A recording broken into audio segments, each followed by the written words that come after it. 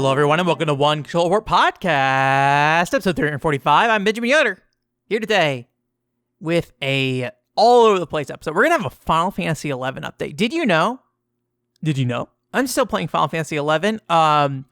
The content of playing Final Fantasy XI has been a problem, so I want to talk about that. But going to talk a little bit about Final Fantasy XI. I've been doing Wii U and 3DS modding because the servers are shutting down. I want to talk about that. And then also how hacking, I think, systems has changed a lot of my view on games over time, I think. there's a lot of things that over the last decade or so, have really shifted my view of how to handle games and things like that. So we're going to be talking about that. Hey, Love and Berry. It's back. Technically, don't get excited. Technically, a new Love and Berry game. It's not really. Don't worry about it. It is, you could play Love and Berry this way, but it's very limited, in limited fashion.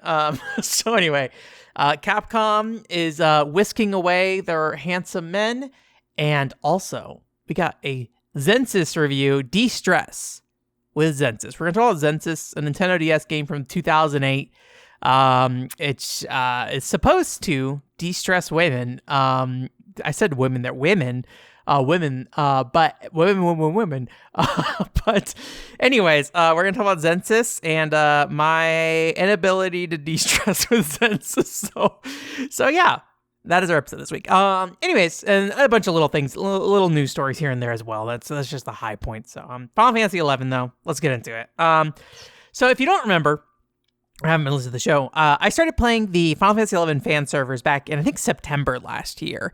And I went on this whole journey with it, and I learned a lot through playing Final Fantasy XI. But over the end of last year, I had some personal stuff come up that made Final Fantasy XI not a great thing to be living alongside me. So I had to do a lot of re-evaluating what I was doing with Final Fantasy XI at that time. And then I was kind of spending time playing it over the holidays, and I was like, okay, once the holidays are over, I don't really know what I want out of Final Fantasy XI, so I'm going to stop for now. But in that moment, while that was happening, I started crafting in Final Fantasy XI, which is where you make items and things like that. And I was like, oh, I can just craft for 15, 20 minutes a day, and it's not a big deal. And I'll just craft something, and we'll do that. And then every other weekend, maybe I'll actually play the game. And I have played occasionally, but mostly I've just been logging in every day to craft stuff and play the market, because basically I log in, buy materials off the auction house if I can find it cheap enough, make it into real things or items people can use, and then sell it, right? And it's made me a lot of in-game money, right?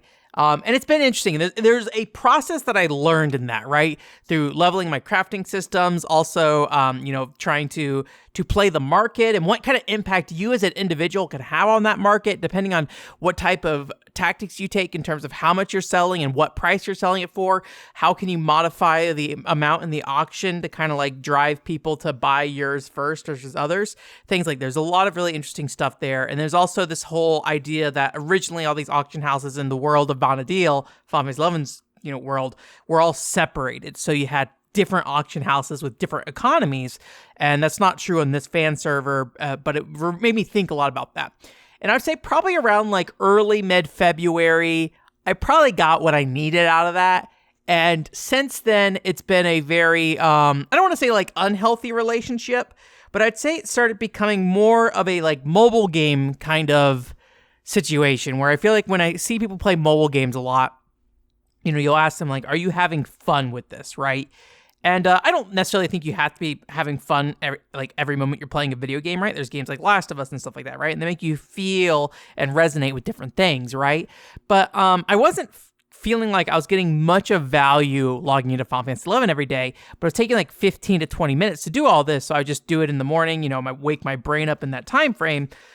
But I think in the last, over the course of March and doing this, I've been trying to play games in smaller chunks in general, and Final Fantasy XI helped me kind of figure out how to do that a little bit. And I've been playing fighting games and stuff as well in smaller chunks and all that stuff. But then I realized that Final Fantasy XI absorbs, multiple hours of my week because of this still. And I'm not really getting anything out of it. And all I'm doing is watching my money in the game go up, which again is helpful as I play through that game, but I'm not playing the game regularly enough for it to really matter. And it was almost like logging in where there's like this fear of missing out, right? So like I think when I sell stuff on the auction house, there's only so many slots I can fill on the auction house. So if something's sold, like I would feel like an immediate need to like go back in and sell stuff again. So like if I had items in my inventory, I'm like, oh, I can go list something and there's a potential somebody can buy it, right? And then there's also like checking in on different types of material every day, different times of the day, and being like, hey, is this material cheaper right now? Can I go to the guild, which guilds have limited inventory and things like that. So, and the price of the guild's inventory changes depending on the type of material and how much is in there. And so I was going through all that process, but it became less about enjoying that part of the game, I think, and more about making sure I was maximizing income. And I just kind of was like, this isn't that interesting anymore. It's not that fun, but it was like this weird thing that my brain just kind of held on to. And finally, this last weekend, I basically said, I will log in if I'm going to play Final Fantasy XI, and I'm perfectly okay crafting and making money if I'm on Final Fantasy XI to do something, like, look for a party or something like that, and something I could do in my downtime. But I can no longer log back in to just do this. And it is just one of those things that, like, I think Final Fantasy XI in a lot of ways has retaught me about the ways I have addictive qualities with games, because Final Fantasy XI, I think, as a video game, in some ways pulls out the most extreme versions of those, right? And what I mean by that is, like, there's this period in October last year where I basically sat down and I kind of intentionally let myself do this because I was curious how far I would let it go, just to kind of like analyze myself and see what was driving me. But I played Final Fantasy XI for like probably about like 23 hours in a row once. Maybe not that much, maybe closer to like 20 hours. But anyways, it was pretty bad. I was in a bad mental state in general back then, but I just kind of like, let me just watch this play out. It's basically what I did. And I'm not like worried about that anymore. Just, I kind of have put my head back on in a better place more recently. But it is something that it was just like, in the case of Final Fantasy XI, everything's so slow and spaced out, you can do that and not make a lot of progress, right? But if I'm playing like an RPG, I think there are similar tendencies I have, especially as I get towards the end of a game, where I'll want to really focus on finishing a game, and I will sacrifice other parts of my life to try to do that. And so what happens is, like, I get impatient and I just like try to shove myself through the end of a game really fast when I don't really need to do that. There's really no benefit to me doing that. And it's just this weird impulsive thing that I do where it's like, I'm just going to spend the next 15 hours of my life doing nothing but playing this RPG because I just want to get it finished and done. And, I think there's a lot of things like when I work on videos and stuff too and things like that. So I think Final Fantasy XI has been a really interesting experience in like recognizing that kind of addiction and things like that, and like what causes problems with me in terms of like when I have things I want to do and then my body in a lot of ways is in a lot just basically telling me to do nothing but try to complete thing and stuff like that. So it's been a really informative experience in that regard. But more recently, I just feel like the more like just logging in 20, 30 minutes a day, making sure I'm not missing out on deals and things like that. Again, I think it's more extreme version of certain parts of my brain. I don't think that is something I normally struggle with though, right? I don't play a lot of mobile games. I don't have a lot of fear of missing out in games and things like that. I don't really care about battle passes, limited time events. All that stuff is pretty irrelevant to me for some reason. I don't know why. But when Final Fantasy XI gets integrated into it, it becomes more in that way. And so it's just this kind of a weird thing to just see, like, here are these things that I see people struggle with all the time. And I think in a lot of ways, I felt like, oh, I don't struggle with these things. But when you put Final Fantasy XI in front of me, I do struggle with those things. So it's interesting. That's not to say that I'm in like an unhealthy spot with Final Fantasy XI. I think the fact that I did recognize it and then basically told myself, set some rules and boundaries ultimately helped that right now in the short term, it seems like. But I it's been interesting. Like it's a weird thing because it's a topic about me so much more so than it is Final Fantasy XI. But what Final Fantasy XI brings out of me, right, in a lot of ways. And, I think in a lot of ways you could probably look at MMOs and things like that being an early, version of what eventually would become all these live service games, trying to keep your attention, keep you logged in, keep you checking the game, keep you thinking about the game all the time, keep you invested in people playing the game, so you're all invested in this game together, and you all have your subscription fees, or in the case of more modern games, you're all spending money on the same games and all that stuff. It definitely feels like it is a weird analysis of that whole thing for me, like kind of experimenting with myself in my own mind. But it does kind of feel weird that I have to go back to this old game in order to do it, in a way that just feels like a genuine, like my brain craving to do thing kind of thing, right? Hopefully that made sense. I don't know, but yeah, my Final Fantasy 11 situation is I do still want to play Final Fantasy 11, but if I'm going to log in, I want to be playing Final Fantasy 11, not just making money in Final Fantasy 11, not just playing the auction house. So yeah, so that is an update on Final Fantasy 11. Still engaging with it. I don't really know, again, what the long-term situation is. I still have ideas for the video for that thing, but I haven't really, I thought a lot about it at the end of last year and just haven't really made any progress on, actually reworking it, things like that. I've been kind of, with the featured video stuff, because I've been doing a lot of like kind of life rebalancing, my progress on that has been particularly slow, which is about right. Those featured videos just take a lot of work. So I'm working on a shorter one right now. I haven't worked on it in like another week or two, so I need to really sit down and spend a little bit more time on it. But it's a shorter video, and there's still some gameplay and stuff I'm recording for it, so I'm not quite ready to even really finalize it, even if I do get there. So yeah. Anyways, speaking of fear of missing out, Wii U and Nintendo 3DS. Are you listening to this on Monday? You messed up. The Wii U and 3DS servers, by the time you're hearing my voice on a Monday, have shut down. This is like for real. So if you don't know, if you're like, oh, I thought this already happened in the past, the eShop shut down. Not even the eShop shut down. You can still log into the eShop, but you could not. The payment processing shut down. And then previously for Wii U and 3DS, the Miiverse shut down and stuff like that as well. So there's a lot of things that eventually have been coming down with the Wii U and 3DS. What's really, really interesting about this is that this is, the time when the servers are just going away. They're just gonna be gone. And we've had some experience with this kind of thing in the past in terms of like, the industry as a whole with the Wii stuff shutting down, right? But even the Wii was not a very heavily online integrated system, right? It had online, but it was very largely focused on offline. Digital purchases of retail games weren't really a thing. There's WiiWare and things like that. Very small scale storefronts in the context of today. Not a lot of titles, but this is one of those situations that is a situation where these systems are heavily integrated with online elements, right? And, full retail games are being, distributed. Patches for games are being distributed. All these online functionalities that, even if you don't play games online, impact your experience, right?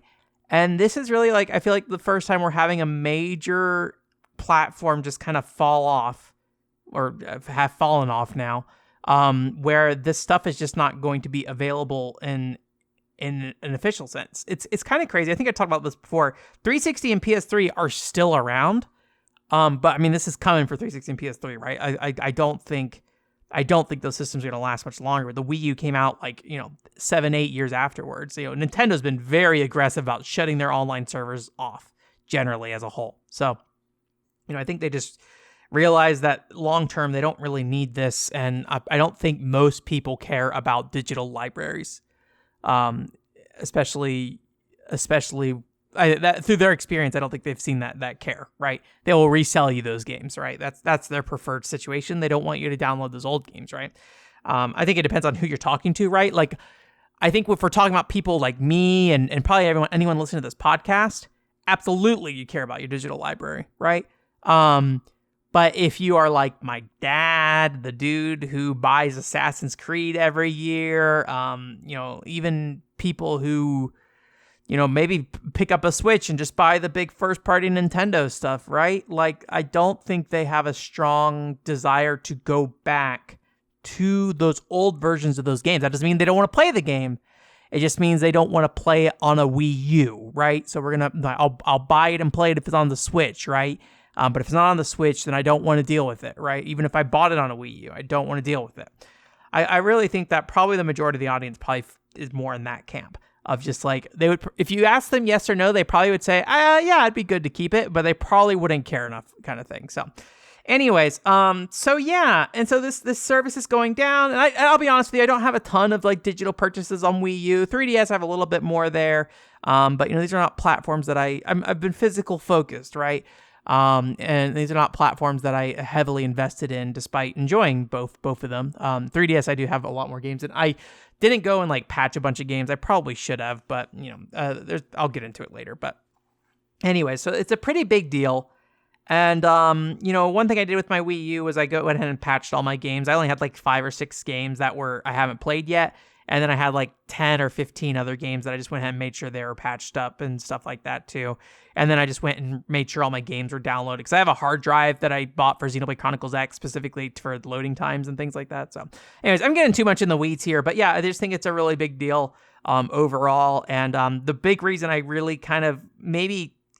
if this just happened and I didn't engage with it, there's a good chance I just wasn't even thinking about a lot of this stuff. But one of the reasons why I ended up engaging with this was there's the Spot Pass preservation project. If you don't know about this, it was basically a run to try to preserve Spot Pass data, which is basically like, it's kind of like Street Pass. Most people seem to know Street Pass over Spot Pass, but like Street Pass, where you walk by other systems and you download data from other systems, Spot Pass is basically, downloading data from the internet. I believe there's also cases where there's like, hey, if you go to like a Best Buy and they have like this device there that will distribute Spot Pass data, it would also download it there. I could be wrong about that, but I believe that was also maybe a context for this as well. So, but yeah, like your system would cache that data, it seems like. And so basically if you you didn't even have to modify your system, but I just was like, I'll just go ahead and mod my systems because the servers are shutting down anyways. I'll mod it and then just upload that data, and send it to the archive project. It's just a good excuse for me to be aware of like, what systems do I have? What states are they in? And then I had bought in a lot of 3DSs and then also 2 Wii Us, with basically this intention of separating them out, because I was too scared about associating my Nintendo Network account with the hacked system, because the Nintendo Network account is something that still is utilized today, right, on the Nintendo Switch and stuff. So I didn't want to lose access to all my Switch downloads and things like that as well. So I had these separate systems, one with custom firmware and one's normal. And then basically sitting there and being like, well, I guess the Nintendo account on here is useless now. So I guess it's time to hack the system. And just so I had like 4 3DSs that I hacked and 2 Wii U's. So it was a week-long project. I mean, custom firmware hacking is actually not that bad. You can definitely mess it up. The worst I've had is the Vita, where I ended up in like this weird state where like I couldn't launch the Vita, but eventually I was able to fix it. But yeah, I went through all that process, and it's really interesting to see that like the 3DS, every 3DS has like a different hacking process, and depends on the version as well. So it's this really diverse process you go through depending on your system that you have. And you can still hack your systems today. You don't need to worry about not that you missed the boat on that. You just can't upload, the Spot Pass archive data stuff. Or at least not that I'm aware of. So anyways, so it was really interesting. So, naturally, after going through and modifying all these things and things like that, I played around with the custom firmware on there a little bit.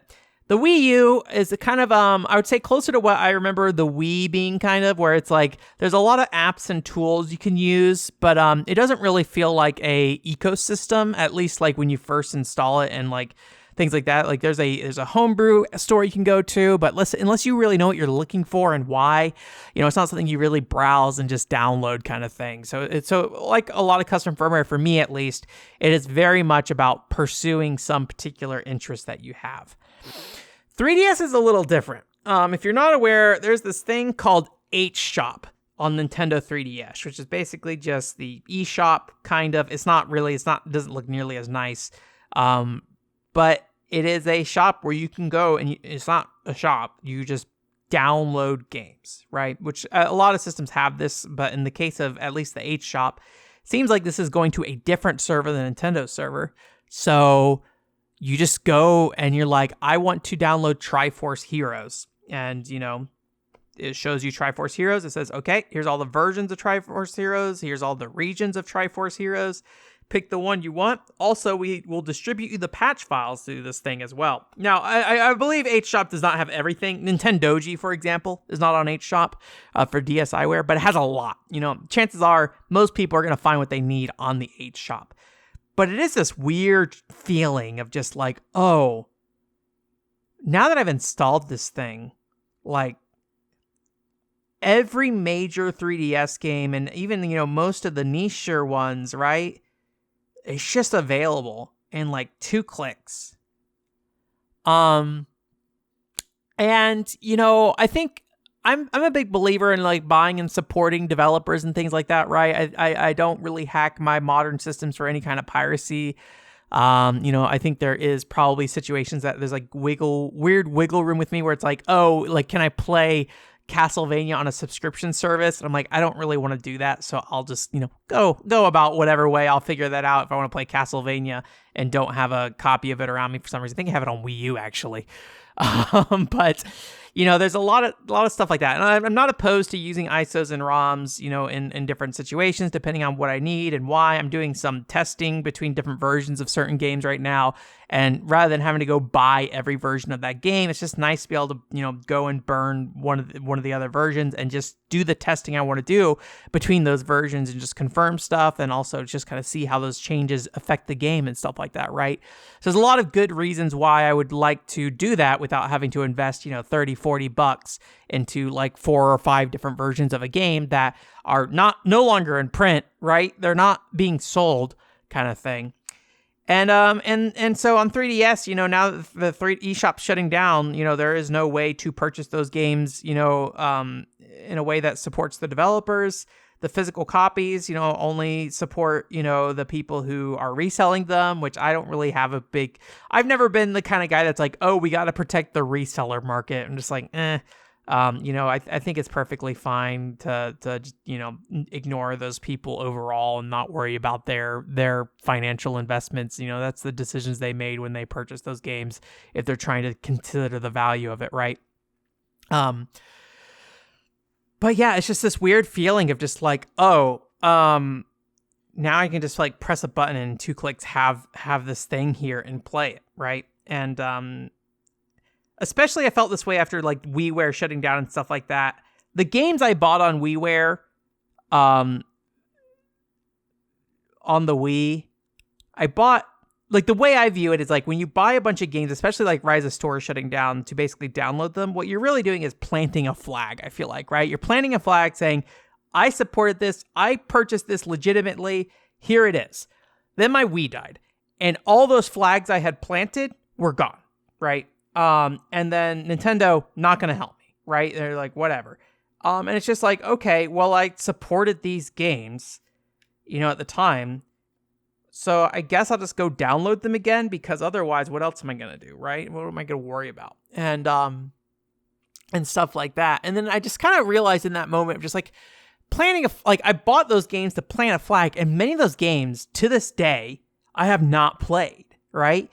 And it's like, I'm not saying you can't cultivate a library. I do it all the time, right? I like doing it a lot of times, but when it comes to digital stuff, especially where you can't really like maintain that thing that you have purchased, it is basically just this thing that you kind of put down your money for in the moments when it's being taken away from you in a lot of ways. So it's this kind of weird feeling. And now it's just to the point where like, I feel like, sorry, this is kind of rambly, but I feel like I don't buy nearly as many modern games, not because I'm like, oh, I'll just get it for free, but because I don't want to plant flags for no reason. Like, I don't want to put money down for something that I will potentially never play, and then potentially lose it, and then potentially have to go figure out how to get it again, right? It just feels like this process that doesn't really make sense to me. Again, if you want to support a developer, I'm not telling you not to, right? But going out of my way to really try to buy games that often were like things that I was like not that interested in, but it's like, oh, maybe I'll play this someday. I think it just didn't really make a lot of sense. And so it just makes me feel like when I look at the Switch and stuff like that these days, and like the eShop there, and like I kind of just don't look at it, and I'm kind of okay just letting that stuff just disappear into the ether for me. And if someday I need it, I'll go look for it. But today I don't need to worry about it. Don't need to keep up with it and stuff. Now that doesn't mean it'll always be there, right? I think the Hunex PSP gravure, is that what it's called? Bikini Lady calendars are maybe gone forever, right? We lost history that day. But I feel like it is just one of those things where, like, as time goes on, the less and less I feel like I care about trying to plant these flags and stuff, and even buying physical for older games and stuff too. I just feel like it's not that important to me anymore. Now I think it's very important to know that, like, physical games to me as a whole, I think, are still important. I was just actually dealing with this where I was going and downloading all my games, and I downloaded Pikmin 3 on my Wii U. I'm like, I own Pikmin 3 on Wii U, and remember, it's like, oh, I do, because Mario Kart 8 came with, like, a free download for some reason, basically just like anything to get people to buy a Wii U. And so, like, if you bought it within a particular time frame, you would get a free download. I got Pikmin 3, and God, I could not tell you that I owned Pikmin 3, right? If it was on my shelf, I would have told you, but otherwise, unless I went and did this specifically, or I went and downloaded it from the Nintendo shop, from my download section, I wouldn't be able to tell you. And a lot of times, physical games are just literally a physical reminder to me that, like, hey, Gormini on the Nintendo Wii, check it out someday. So yeah. I also have some thoughts on, like, so I have negative feelings as well about, like, just being able to download everything from HShop. That kind of fits into, like, the whole emulation thing a long time ago as well. It's like, if you just jump between free games all the time and never commit to something, you'll never really appreciate a game. Or maybe I shouldn't say you never really, but it makes it harder to appreciate a game, or really stick with a game and stuff like that. You're much quicker to bounce if you don't have to invest in a particular game, kind of thing. And I have a lot of thoughts and feelings about, I think I don't know how. I've been spoiled over my life by physical stores, maybe. I don't know. This is a conversation I don't want to get in today. If I remember in the future, I'll talk about it. But I think basically the summary of it is, like, I don't really know how to do discovery on digital storefronts. I don't know how to go find the games I want. And then also, when I do find games that I'm interested in looking at, I think there's too much information on those pages for me. And I think it makes it very easy for me to say no to a game. Where I feel like when I buy a game in a store, looking at, like, the 3 postage notes or postage stamp size screenshots and reading the description, it's much easier for me to say yes. And from a money spending perspective, I think, that's potentially problematic.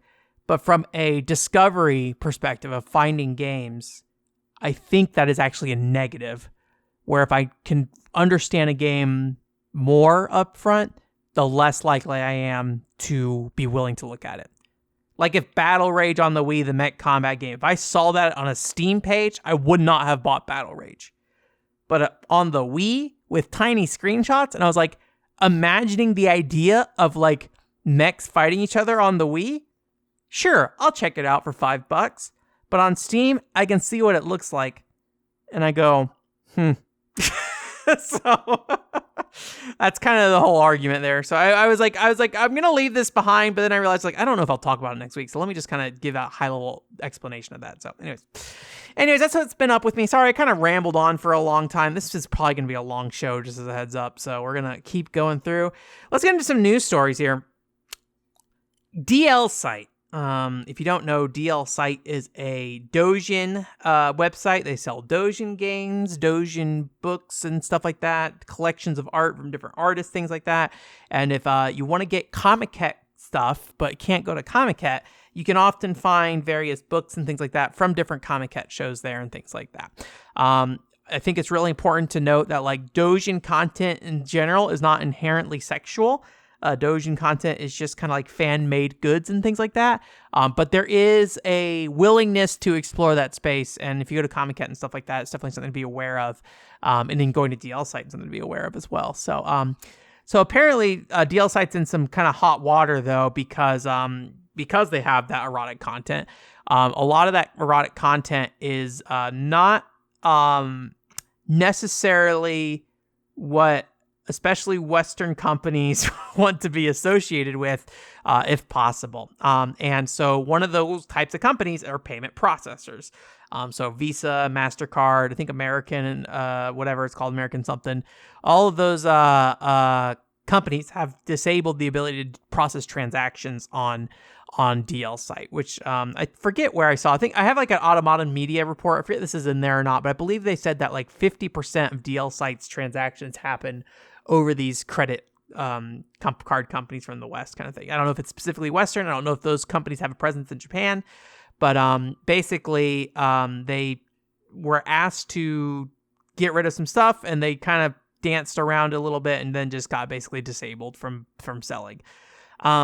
So yeah, there's not a lot to say right now other than it's just hard to buy stuff on DL site. I don't really know the financial situation of DL site as a whole. I'm hoping generally that they pull through, and it sounds like websites like Skeb, which is basically like an art website, art commissioning website, previously was hit by similar things. I don't know how they got around it. But it sounds like these other Japanese websites that deal with adult content have been hit by this before, so it doesn't necessarily mean they're going to go out of business, something like that. But DL site is full of incredibly old and interesting doujin content, and it would be a huge shame if for some reason it ever went away. But that's really all I had to say about that. There's not much to say. Hopefully they work it out and figure out what they got to do to get that worked out. But there's a ton of old doujin games on DL site that barely anybody's bought or played. So Love and Berry, it's back. It's ready. It's so for Love and Berry anniversary year this year, they are introducing a Love and Berry button. I've actually seen this before where I think Eureka Battle had a thing where they also just distributed an arcade button that you could just like press for some reason. So it's a little circle disc and you press the button, and Love and Berry's doing the same thing. However, where Eureka Battle is like an RPG game, so I don't think you can do much with that button. Love and Berry is a rhythm game. So you know what rhythm's associated with? Music. And from what I can tell from this 4Gamer article, using machine translation, it does play, I think, like 5 or 6 Love and Berry songs. And you can play to the beat of the song. I don't know if it tracks it or anything like that, but you can play, where the tambourine would normally go, you're ding, ding, ding, throughout the song, which makes it kind of like a Love and Berry portable version. But you do not see any dress up. There's no screen on this thing. It's just a button with sounds coming out. So more of a toy than anything, but it is a Love and Berry thing you can interact with and potentially somewhat play. So I thought that was kind of interesting. Obviously, the more preferred method of playing Love and Berry these days, let's say if you're going to go all legit, right, is the DS Love and Berry probably. But if you're going to go not legit, there's emulation things as well. I don't really know the situation with emulation because Love and Berry is, a card game kind of thing, right? So the distribution of cards, the rate at which you get cards is important in terms of like your progression through that game, in my opinion, personally. Obviously, that maybe doesn't matter if they're like a card game selling like booster packs, like say Dragon Quest Crossblades did. But I think for me at least, that's kind of part of the progress is slowly getting the printout of cards from the machine kind of thing. But yeah, so I don't really know how in an emulated environment that's handled, and if you just get access to everything or you kind of turn stuff on and off as you want, that kind of stuff. I think if I ever were to play Love and Berry in an emulation environment or a DS environment, I would basically kind of withhold cards for myself, and then at the end of each play session, add a new card to my deck, which would give me more options and things like that. I think that's what my plan would be. It's the end. The end for Capcom. Not really. It is the end of Capcom's Otome game, Toraware no Palm. This was a old phone game where I believe how it worked was you were a lady in a room, and in your mirror, there was a man who is stuck in a prison cell. This is all very old information coming out of my brain and could be completely warped or wrong. I believe he's in a prison cell, and basically you build a bond with him, and you would like put... I think the reason why palm is in the name is that you'd put your palm against his on the window kind of thing. So he'd kind of touch you through the glass kind of thing in a way. In a prison environment where like I think you see it in like stuff where like somebody puts their hand on the glass kind of thing in an emotional situation. I think it's that kind of thing. But yeah, their mobile game shutting down this year. Rest in peace. Now, I don't know if this impacts the Switch game, because I actually have the deluxe edition on Switch. That might be offline only, or might have offline support, but I don't think it's been updated in the rate that the mobile game has been updated. I could be wrong about that. But yeah, the mobile version is going to be shut down. I will say, I don't know of any Capcom game with like handsome men at this point, right? You have like Sengoku Basara years ago, but I think Sengoku Basara 3 was the last one, right? That was like PS3 and Wii, right? And then you have Toraware no Palm shutting down too. And, I don't think Capcom has been, I guess Ace Attorney kind of has that kind of like more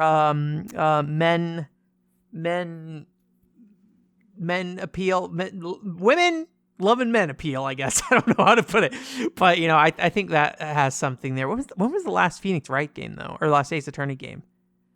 It was a 3DS game, right? That was the last like actual one. That was like a new one. So it's been a while. They're re-releasing those games for sure. But yeah, I'll be curious if they ever make a new one. Maybe they announced one and I just forgot. I'll be honest with you. I played Ace Attorney 1, was like cool, nice experience. Every time everyone was like, you really got to play more Ace Attorney, I was just like, I kind of don't care. So, Ghost Trick, great game. Amazing game. I love Ghost Trick. But another Ace Attorney, I don't know. I don't think I'll ever play one. But anyways, point being, Capcom is abandoning handsome men, it looks like. We'll see. Maybe they'll announce a new handsome man game soon. But that game had a long run. I think it's been 8-something years at the very least. I could be wrong about that. It's been a long time since that Toraware no Palm's been out. So I think it did its duty, did its business, and can move on into the twilight that is all live service mobile games where they go to die and nobody can play them again. On this case, at least there's a Switch version. A Switch version that I believe functions. So speaking of Switch mobile games, not really a Switch mobile game. This is a game specifically made for Switch, I think. I don't know if it's coming to other platforms, but gosh, we were talking about Any Crates last podcast, I think, because they were talking about the Battle Network game. And I was talking about, Any Crates just like shoving stuff out all the time now. They're making a Gunvolt Suika game, which if you don't know, I think the Suika game is like the watermelon game. Like a bunch of fruit come down and you drop them into each other and they combine two fruits of the same kind. It turns into a larger fruit kind of thing. And eventually they turn into watermelons and that's how you cash out, right? They're doing a Gunvolt version of that. It looks incredibly quick and slapdash put together. I don't know how much it costs. It says it came out on April 5th. So this news story is already old. So I guess you can play it today if you want to. It's on PlayStation 4, PC, Switch, no Xbox. So that's actually interesting because Any Creates has been very good about supporting Xbox, actually. So that's interesting that they have decided not to for this game. I don't know if we talked about it. I can't remember if we did, but like there's been a lot of quotes out there from Phil Spencer more recently about Xbox and stuff. And I don't really know. Do I want to get into that right now? I don't really know. I've already gone on a lot of side tangents, but one of the things that kind of came out around GDC and stuff like that and people talking about the Xbox's place in the industry is that the European sales for Xbox are becoming kind of stagnant. And it looks not great there, which you don't know. Historically, Sony has always performed better in Europe. So it is not too weird that the Xbox is not performing as well there. But it is maybe potentially getting to a point that it is becoming we're hitting a point where maybe Xbox is going to shift back into... Well, I mean, they've always been kind of missing out on games, right? That's kind of the other thing. I don't know. It's weird. Like, does Final Fantasy 16 need to come to Xbox? I don't know. Anyways, that's neither here or there right now, what the current state of Xbox is. But I think I've mentioned before, I just think the console industry is changing and that consoles probably are not going to exist the way they used to. Nintendo maybe being the exception there. I think Sony potentially could kind of maintain what they got going on, but I don't think there's a lot of room or growth that will happen in this space anymore. Could be wrong. One thing that did come up, I forget, where was this that this was mentioned? But I always talk about, like, I don't know people's relationship with, maybe it was on the Jeff Gerstmann show. I don't know people's relationship. I don't know people who are younger, their relationship with PCs, right? Are you just playing everything on mobile? I don't know. Are you just playing everything on Fortnite mobile game time? Although I think Fortnite's not on mobile right now. Like, I don't know. But someone, I think it was Jeff Gerstmann, mentioned the fact that, like, but kids see people stream and kids want to stream. And to do that, you need a PC. I mean, you could stream on console, but to do it the real way, you need it on PC. I thought that was really interesting. I never thought about it that way before. And I do feel like, I don't know for sure. I feel like a lot of the Japanese PC industry has come back with the rise of VTubers as well. And so, like, I wonder if that's related there. I don't know. It was something I heard that I thought was kind of interesting. So we're getting way off track again this podcast. Sorry. One last news story. I'm going to skip we have another news story here. I'm going to skip it though. Natsumon, this is the Boku no Natsuyasumi, My Summer Vacation developer. I think Millennium Kitchen is their name. Natsumon, the Switch game that they're making that is in that series, is been out in Japan for a while now, but it seems like they trademarked a English name for the game, which is just Natsumon 20th Century Summer Vacation. So it seems likely that there's probably going to be a worldwide release. I have a very strange feeling on this because I think after playing Boku no Natsuyasumi 2, which, you know, it was in its own way an interesting experience since I was having to, like, play test it and stuff like that. So the way I played that game was not necessarily the way I normally would have played it. I feel like my enthusiasm for that series has dipped pretty hard. So Natsumon, I think, was interesting to me when it was announced. I don't know if it's interesting to me anymore. Like, I don't think I'm even going to play the Shin-Chan games anymore either. I think they're look neat, but I guess so. I think the thing I am looking for out of Boku no Natsuyasumi, My Summer Vacation kind of games, is almost always the character development stuff, and I like it, but I don't need more of it. Right? I kind of got what I needed with Attack of the Friday Monsters, and to some extent, Boku no Natsuyasumi 2. So the idea of, like, revisiting yet another game with that look and feel, even if it is like an open world game that you can explore, I wonder if that would be enough for me. Like, mechanically, there's different stuff going on there, but the feeling that it's trying to give you, I think feels the same to me. So I'm on the fence about it. I don't know. We'll see. I've really fallen behind on modern releases, unfortunately. That's part of the thing of me trying to change how I play games and stuff, is to be a little bit better about playing games in smaller chunks of time. And hopefully that means I can make more progress on the games I want to make progress on, right? Dragon Quest Treasures is still always on my mind. I got Edo Zombie Uprising on PS5. Still have not played that game. I do want to play Super Mario Wonder at some point. The new Princess Peach game came out. There's a lot of these games that I really would like to sit down and play at some point, but I just haven't had the chance to. They kind of bogged down with a lot of stuff, but this is kind of the reason I want to take Final Fantasy XI's daily login out of my life, because that is like hours a week I could be using playing other games and getting something more out of them. Even if I don't stop playing Final Fantasy XI, just not doing it that way. So yeah. And I've been playing a lot of Grand Blue Fantasy Versus for fighting game stuff, so I've been working on that. So anyways, there's our new segment there. We're going to wrap up with two last segments here. We're going to go into Jillian's Corner here. Again, everybody, thank you so much for supporting me on Ko-fi. We got Megament as well as Demodori once again supporting me. So thank you both so much. Sorry there hasn't been a video lately. Let me double check. How close are we to that goal? We're 77% of the way. We're almost there. So thank you again. I'm trying to get stuff done. Sorry. Working on it. But we'll see. We'll see where life gets us. But anyway, so again, if you want to ask a question, let me know. I've been doing a lot more question asking on Twitter to just kind of get different people's feelings about things. And I've been wondering if there's a way I can like integrate that into the more podcast environment as well once Jillian's questions kind of wrap up here. But I think this is the second to last one, I believe. So we are reaching it. Jillian, you just missed 345, Jillian. I'm sorry. Anyways, you overshot by one. What a shame. Anyways, again, thank you again, thank you again, Demodori. Jillian asked the questions. What game's art style speaks to your heart the most? And this was a hard question. This was ridiculously hard. I don't know if I've had a harder question to answer than this. And I'll be honest with you, I kind of didn't finish answering it because I was going through my whole list of games, and so many jumped out at me as like me loving the look of them for different reasons, right? And I eventually just stopped looking because like I have too many already on this list. But I think a Tokadol, I think for me is that very, I don't know how to put it.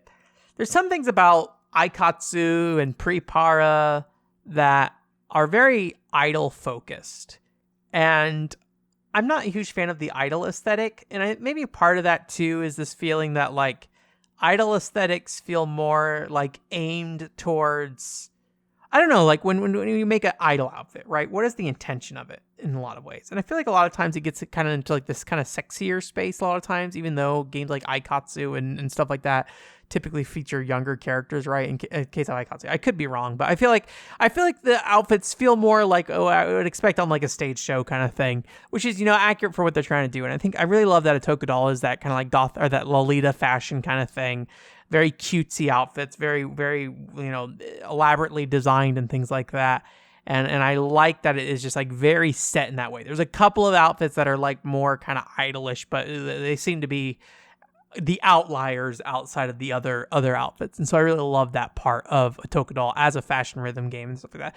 I'm not saying that like those other games are like weird because like, oh, they're real sexy kind of thing, right? But it is a lot of like, these kind of like crop top kind of things and stuff and all that stuff, right? And so whether you want to consider it sexy or not, the whole other thing, right? But like, anyways, get away from that. It is a very specific aesthetic that is focused around idol culture, and inevitably the idol culture aspect of that bleeds into that. And I just don't have a affinity for idol culture. I just don't care about idols, right? It's just not something I care about. I care about idol games because they have card games elements usually, but I don't really care about them. So it's hard for me to be super excited about them. But I would like to play an Idol Master someday, but not because it's an idol game, but because it's a racing game, probably more than anything. So that'd be my big reason to play Idol Master. So I love the look and feel of Buddy Mission Bond. That's the iShield 21 artist, and I don't want to say too much about iShield 21's art, but I think it didn't initially grab me as much back then. But seeing it portrayed in the way with Buddy Mission Bond and like all these characters, they're all very handsome and cute and stuff like that, right? I think they're all very appealing design-wise in a way that I really enjoy, right? These characters and stuff like that.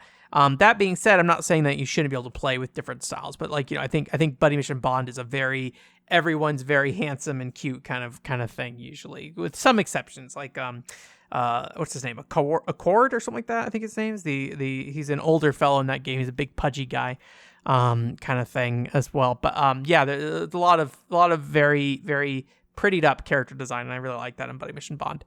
El Shaddai and Killer 7, I really love the environments in both those games. I love how the environments just kind of blend together. So if you don't know, like in the case of like a Killer 7, you might be running down like a hallway, and, obviously a hallway has like four corners, right? Because it's like the 2 points where the ceiling meet, the 2 points where the floor meet, and those exist in that world, but you don't see them. They just kind of blend in. So when you're running down a hallway, you may not necessarily see most of the hallway, but the game does enough visual information to tell you that it's a hallway.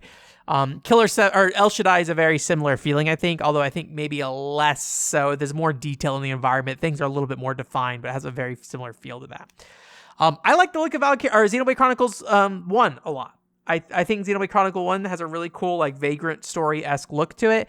I do kind of feel like Xenoblade has adopted a more generic anime aesthetic, but I would really like to see that kind of, like, softer look kind of adapted to it, right? Like, I think one thing I try to talk to people about when I criticize Xenoblade's current visuals is that, like, I think my problem with Xenoblade's current visual is that it feels like it could be a Tales game in a lot of ways. And like a Tales game is kind of like, for me, baseline anime look, right? Anime game look kind of thing. But I like thinking about games like Valkyria Chronicles or Kankole in arcade, where it has that kind of like brushed, like, lined look kind of thing. And the character designs and how they're modeled and stuff is very much just like standard anime character. but these nice attention to details with filters and things like that really give those games their own looks and stuff like that. And I don't think Xenoblade has something like that. And I would really like to see Xenoblade adopt something like that. And, obviously, because I don't know what that should look like or what it could look like, I think thinking about that kind of more softer look of Xenoblade 1 is something that I'd love to see kind of come back to the series, because I do like that soft look on Xenoblade 1. And part of that, I think, was definitely for Wii console limitations, right? I don't think that's necessarily a mistake, but I think if you look at Xenoblade Chronicles 1 early in development and the detail in those characters, it seemed like a very intentional choice to make these characters, less detailed, again, for console or art design purposes. So Nappletail, I like that kind of I don't know how you describe it. It's not cell shaded, right? But that kind of pastel kind of look to some older games. I think Mega Man Legends probably falls into this as well. These kind of big blocky characters with big flat sets of color, maybe some lighting kind of changes to their character, the texture on their skin and stuff like that. I really like those things, and just how colorful that world is as well. It's just a really nice looking game. I'm going to go through this really quick. Kudin Squash, there's these little puppets on sticks in the cutscenes. I really think those are really cute. Nintendoji, I think that does an amazing job just presenting an incredibly tense atmosphere with all the shadows and stuff like that. I think it looks really cool. Hotel Dusk, if you've seen that game, you know what it is. A bunch of rotoscoped characters and stuff all drawn in a very cool way. That really, I think, complemented the DS very well in a lot of ways as well. I think there's a good use of the DS hardware and really kind of covering up, the limitations that system had, and then creating a particular style that really fit that world, right? Industrial Spies Operation Espionage, I love the look of that game. I wish there was so much more art. There is more art of it, but they're only in tiny little boxes on the back of the box art. I would love for there to be an Industrial Spies Operation Espionage art book someday. I don't know. I probably should watch the eBay listings for Industrial Spies Operation Espionage, see if somebody's trying to sell off their work copy of a piece of art or something like that. Yeah. Okay. Anyways, there's a bunch of games. I just couldn't decide on any one. I didn't even finish going through my whole collection. I just love all these games visually for a lot of different reasons, right? So hopefully that's a acceptable answer, Jillian, that you weren't looking for my number one. So anyways, thank you again, Jillian. Thank you again, Megament. Thank you again, Demodori. Appreciate you guys again for supporting me, and we'll stride into next week in our last Jillian Corner. It's going long, but we're going to talk about Zensis, whether you like it or not. Zensis. This is a 2008 DS game aimed at being the stress relief game for women. If you watch the trailer, it's calm your senses, and is specifically built to appeal to the female demographic and stuff like that, right? That is how this game is presented. This very, relaxing game, which makes a lot of sense when you think about when it came out, right? This is pre, iPhone really being big. Self-help books and things like that were being ported to the DS, especially in Japan and stuff like that. So there's a lot of these kind of tools that were games that were trying to expand to a larger demographic on the DS and reach that, right? With games like Brain Age and Nintendogs, right? They're trying to capitalize on those expanded audiences that Nintendo is bringing in with the Nintendo DS, right? So, but as a gamer, a hardcore gamer back then on reading Go Nintendo and stuff, the game Zensis was kind of the butt of a joke kind of thing, right? It's this thing that's a casual game, super casual game, so it can't be good, right? But as an adult, I do have more stress in my life, right? And so part of me was like, well, maybe it's time. I'm not a woman. I do appreciate feminine things, so maybe it's time for Zensis. Maybe I can appreciate Zensis today. And the soundtrack is actually really good for it. But unfortunately, the rest of the game, I would say, did not accomplish that goal. Maybe it's due to my inexperience, or maybe it's due to the game. So if you don't know, Zensis launched. There's two versions that came out when it originally launched. There's Zensis Ocean and Zensis Rainforest. I'm playing Zensis Rainforest specifically, and I think there's maybe a sequel called Zen Garden or something like that as well. But basically, there's 6 games on each of these games, or at least Ocean and Rainforest.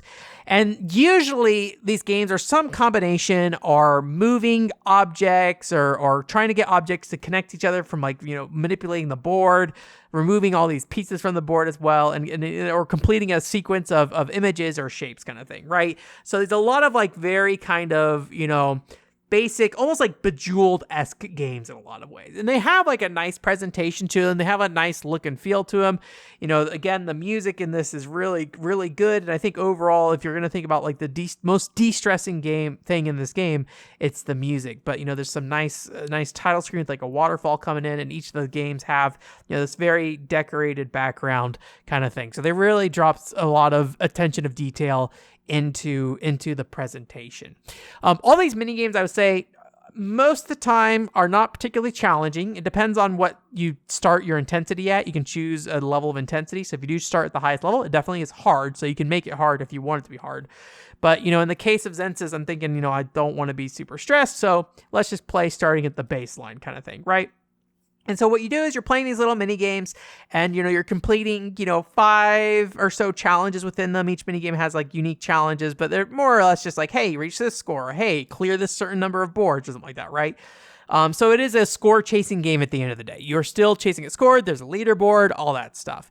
It feels very much like what I remember PC kind of games kind of aimed at the same demographic as a kid looking like, right? You go to a Walmart and you have like this like Pharaoh looking thing, and it's like a Bejeweled clone kind of thing, right? And if you install it on your PC, it just has this mini game in there, but there's a lot of like little presentational touches and things like that, right? That's like what this game feels like to me. And unfortunately, I don't have a lot of experience with this type of game. Even games like Bejeweled and stuff like that, you know, these kind of big mainstream games, Peggles, things like that, I just didn't really have a lot of experience with. Even today, I don't have a lot of experience with.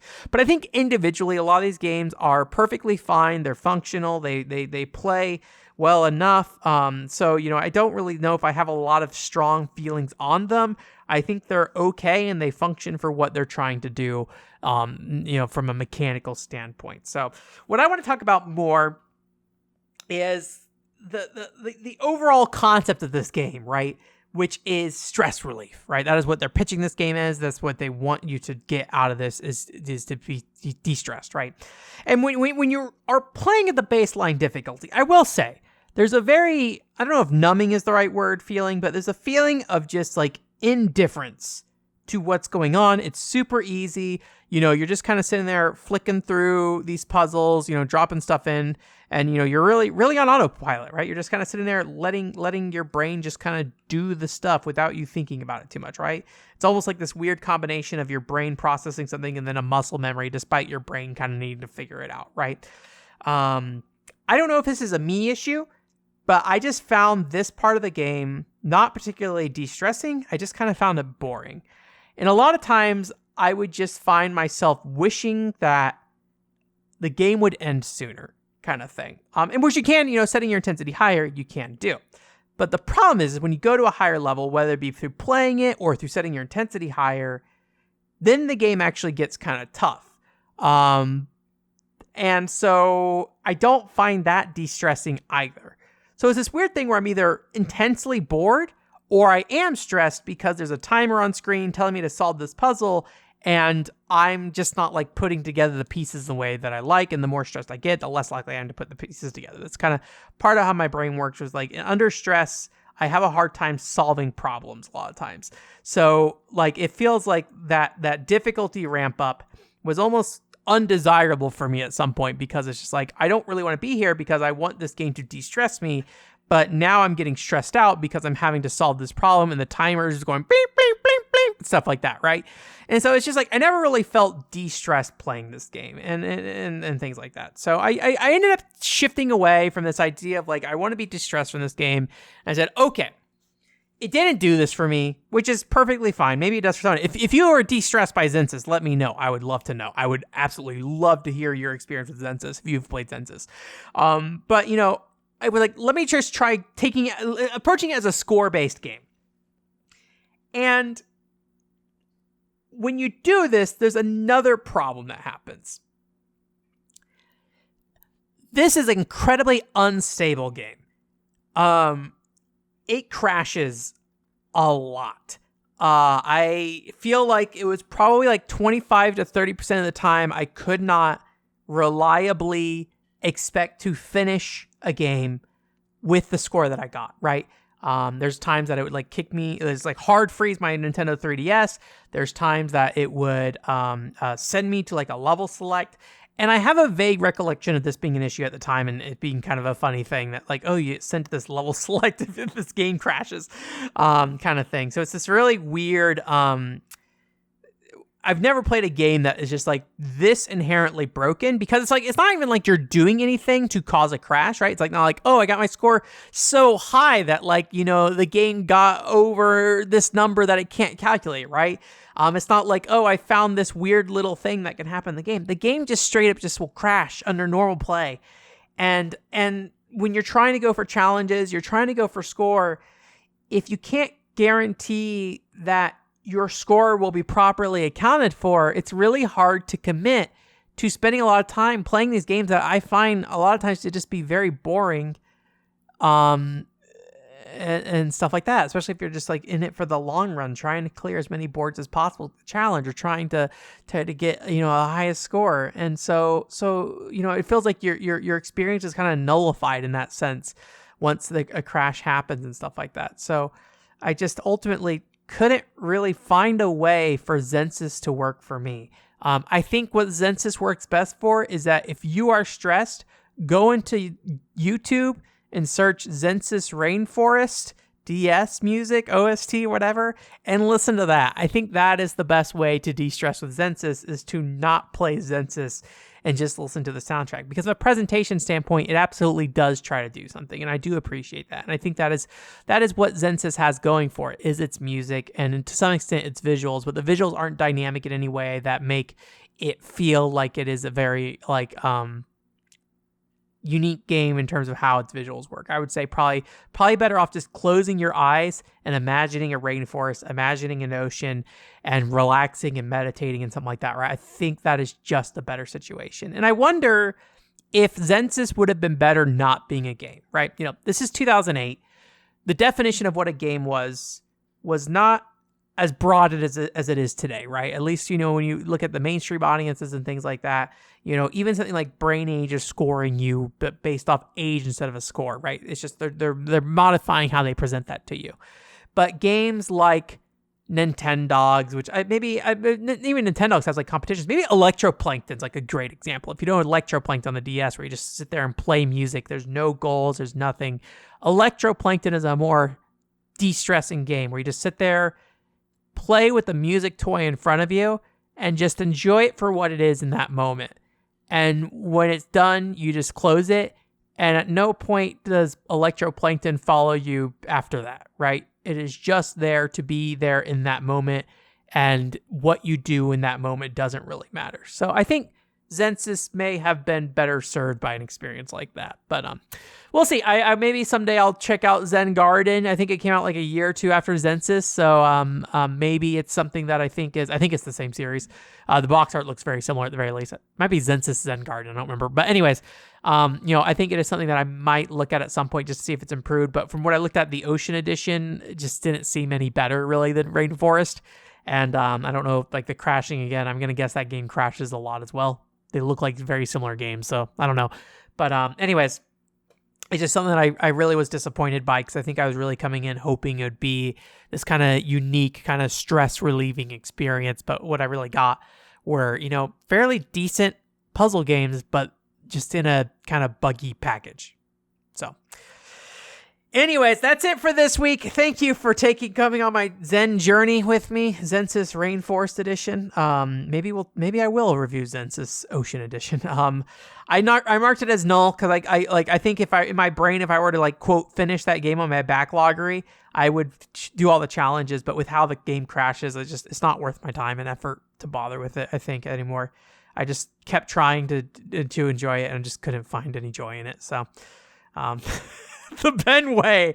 I'm just like, I'm going to spend 5 hours trying my best to find some way to enjoy your video game. Unless it's a good video game that other people enjoy. And then I'm going to find the other way that I can enjoy it. Or figure out why I don't enjoy it and tell you about why I don't enjoy it rather than trying to find a way to enjoy it. My approach to game criticism is all over the place, but here we are. That is Zensus. Thank you again for coming. OneChore.com is the website. I think by the time you're hearing this, Crazy Climber reviews over on the OCP Plus channel. That is it is not from the podcast. It is its own thing that I recorded, but it's a casual review, so don't expect anything scripted. So that is over there. Check out Crazy Climber for the Wii there. The PCFX fan club episode should be coming out relatively soonish. Definitely probably before this podcast is out. The next podcast is out rather. So this podcast is probably not out, but sometime between now and then. I'm also wrapping up an old podcast that I recorded a long time ago, trying to get that out and about. And then I have, I really need to get the Xenoblade Chronicles panel done for Level Up Expo. I will be at Level Up Expo if you're in town for Level Up Expo, doing a panel. I think it's Friday. I think it's at like 2 p.m. or something like that. But yeah, I just have not done the prep work, and I really need to get that thing sorted out. So, but yeah, I'm trying to wrap up the PCFX fan club podcast, and hopefully once that's done, I can focus on that. So yeah, anyway, that's it. Thanks again. Bye.